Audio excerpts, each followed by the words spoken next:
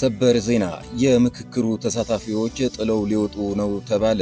በምክክር ኮሚሽኑ ሂደት እየተፈጸመ ያለውን ጥሰትና እየደረሰባቸው ያለውን ጫና ምክንያት በርካታ ተሳታፊዎች ጥለው ሊወጡ መሆኑ ታውቀዋል። መንግስት ታዋቂ የፖለቲካ ሰዎች ማሰሩ በፖለቲካ የመሸነፉና የመንግስቱ መዳከም ማሳያ ነው ተባለ። መንግስት የሀገሪቱ ትላልቅ ፖለቲከኞችን ማሰር መጀመሩ ፖለቲካው ከቁጥጥሩ ውጭ መሆኑ ማሳያ ነው ተብለዋል።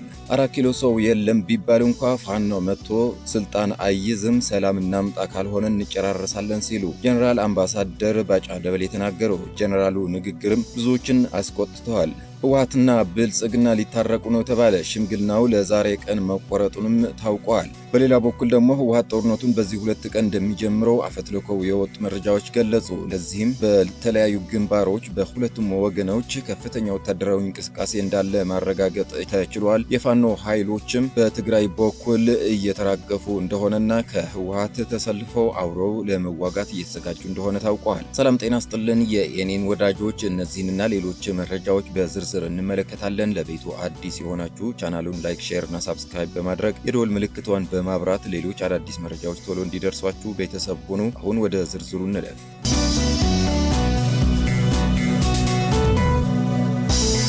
የምክክሩ ተሳታፊዎች ጥለው ሊወጡ ነው ተባለ። በምክክር ኮሚሽኑ ሂደት እየተፈጸመ ያለውን ጥሰትና እየደረሰባቸው ባለው ጫና ምክንያት በርካታ ተሳታፊዎች ጥለው ሊወጡ መሆኑ ታውቀዋል። የኦሮሞ ብልጽግና ቀድሞ የተስማማባቸውን አጀንዳዎች በድምፅ ብልጫ ለማሸነፍ የተለያዩ አደረጃጀቶችን በመጠቀም እያጭበረበረ መሆኑን እንደ ምክንያት የገለጹት ተሳታፊዎቹ ለኮሚሽኑ ቅሬታ ቢያቀርቡም ኮሚሽኑ ለቅሬታዎቹ መፍትሄ ከመስጠት ይልቅ መንግስት የሚፈልጋቸውን አጀንዳዎች በጥድፊያ እንዲያልፉ እድል እያመቻቸ ነው ብለዋል። በምክክር ሂደቱ የሚሳተፉ ካድሬዎችና የደህንነት አባላት በተሳታፊዎች ላይ በግልጽ ማስፈራሪያና ማሸማቀቂያ ስልቶችን እንደሚጠቀሙም ተገልጸዋል። ከሌሎች ክልሎች ከመጡት በተጨማሪ ከአማራ ክልል የመጡ ተሳታፊዎች በተለየ መንገድ ጫና እንደደረሰባቸውም ገልጸዋል። የአማራን ሕዝብ ጥያቄዎች ከማቃለልና ስልታዊ በሆነ መንገድ እንዲታለፉ ከማድረግ በተጨማሪ በውይይቱ ሂደት አማራጭ ጨቋኝ ነበር ተብሎ ውይይት እንዲደረግ መሪ ጥያቄዎችን በማቅረብ የኢትዮጵያን እሴቶች ማንቋሸሽ፣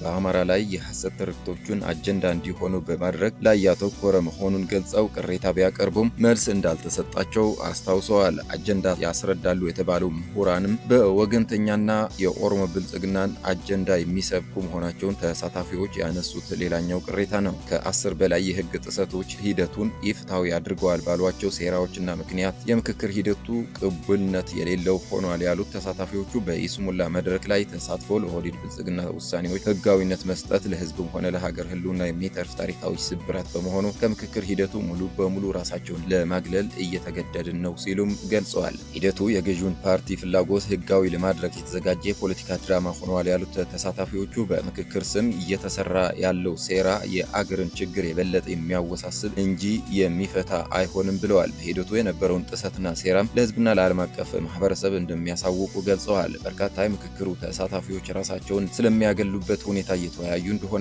ከምክክር ሂደቱ የመውጫ ማኒፌስቶ ወይም ኤግዚት ማኒፌስቶ እያዘጋጁም የሚገኙም መኖራቸውን ማወቅ ተችለዋል።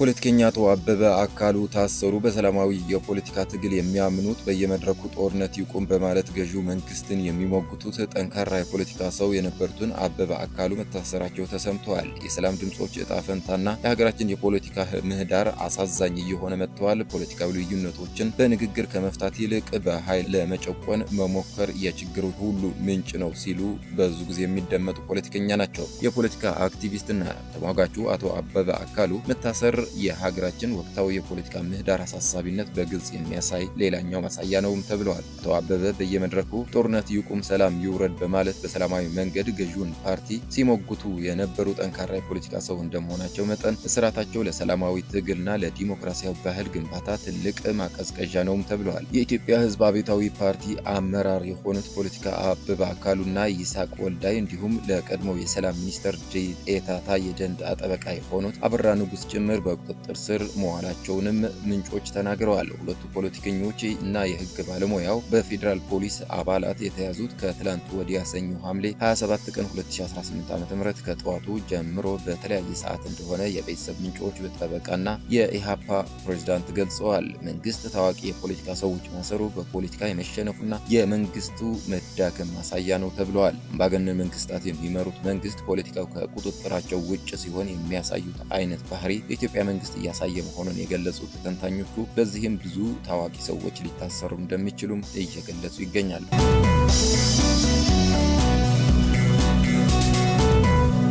ግልጽ የሆነ ነገር ልንገርህ በማለት ከቢቢሲ አማርኛ ጋር ባደረጉት ቆይታ አነጋጋሪ መልእክት በማስተላለፍ ንግግራቸውን የጀመሩት በኬንያ የኢትዮጵያ አምባሳደሩ ባጫ ደበሌ 4 ኪሎ ሰው የለም ቢባል እንኳ አንዳቸው መጥተው አይይዙም፣ ፋኖ ይሁን ኦላ አይመጡም በጭራሽ ሲሉ ተደምጠዋል። ምክንያቱም የሚመጡበት መንገድ የላቸውም፣ መጥተውም የሚያደርጉት ነገር የለም። ማን ነው የሚመጣው? ምን ያደርጋል? ዘመነ ካሴ ነው የሚመጣው? 4 ኪሎ ክፍት ነው ብትላቸው አይመጡም ብለዋል አምባሳደሩ። አክለውም ገንዘብ ከሆነ የፈለጉት ከመንግስት ጋር ይደራደሩ ይሰጣቸዋል ያሉ ሲሆን አለበለዚያ የህዝብ ጥያቄ ለመመለስ የሚሉ ከሆነ ህዝቡ ጠልቷቸዋል፣ በምርጫ ተውኝ ብሎ ብልጽግናን መርጧል ብለዋል። በመጨረሻም አምባሳደር ባጫ ሰላም እናምጣ ካልሆነ እንጨራረሳለን እንጂ ውጤቱ አሸናፊ ተሸናፊ የሚባል ነገር የለውም በማለት ከመግቢያቸው 4 ኪሎ ሰው የለም ቢባል እንኳን አንዳቸው መጥተው አይዙም፣ ፋኖም ይሁን ኦላ ብለው አቅም እንደሌላቸው የተናገሩትን ንግግር የሚያስፈርስ ቃል አስፍረዋል። አምባሳደር ጀነራል ባጫ ደበሌ በሽምቅ ውጊያ ተማርከው የሽምቅ ውጊያ ጥበብን ለማስተማር የጸረ ሽምቅ ውጊያ ጥበብ የሚል መጽሐፍ መጻፋቸው የሚታወስ ነው።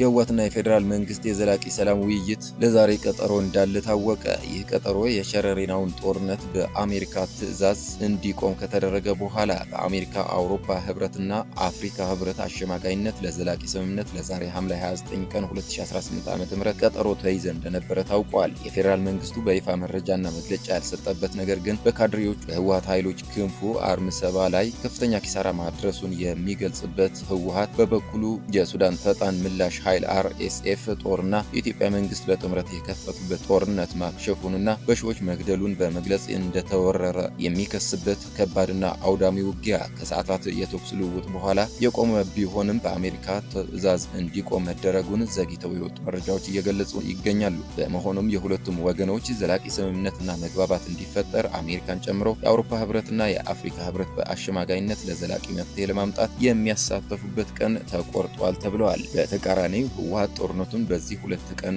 እንደሚጀምረው አፈትልከው የወጡ መረጃዎች እየገለጹ ይገኛሉ። ለዚህም በተለያዩ ግንባሮች በሁለቱም ወገኖች ከፍተኛ ወታደራዊ እንቅስቃሴ እንዳለ ማረጋገጥ ተችለዋል። በፌዴራል በኩል በሁለቱም ግንባሮች ቀደም ብሎ ምሽግ ቆፍሮ ማዘጋጀቱንና የሜካናይዝድ ኃይሉ ቦታውን ማስያዙ ተረጋግጧል። አዲስ የቲዲኤፍ ድሮን ቀረጻዎች በትግራይ ድንበሮች ላይ እንደሚያሳዩ ከፍተኛ የሆነ የመንግስት ኃይሎች ክምችት መኖሩን ያሳያል። ይህም የእግረኛ ወታደሮችና ሜካናይዝድ ክፍሎችን ያካትታል። የእነዚህ ኃይሎች ስፋትና አቀማመጥ ኦህዴድ ለአዲሱ ዝግጅት ማጠናቀቁን ያሳያል። ዋናው በመሆኒ አድመጣን በብዛት እየተራገፈ እንደሚገኝና በአንድ እዝ በጥምረት የፌዴራል ኃይሎችን እንደሚዋጉ የሚወጡ መረጃዎች ያሳያሉ። በሌላ በኩል በኮሎኔል ተስፋ ማርያም ወልደ ሚካኤል ወድ ገሬ የሚመራው የሻዕቢያ ጦር 27ኛ ክፍለ ጦር ከዳሞ እስከ ሶበያ ሸፍነው የሚገኘው ጦር ወደ ትግራይ በአፋርና ራያ ለመግባት ዝግጅቱን ጨርሶ ተንቀሳቀስ የሚል ትዕዛዝ እየጠበቀ ይገኛልም የሚል መረጃ ከዛላምበሳ ምንጮቻችን ሰምተናል።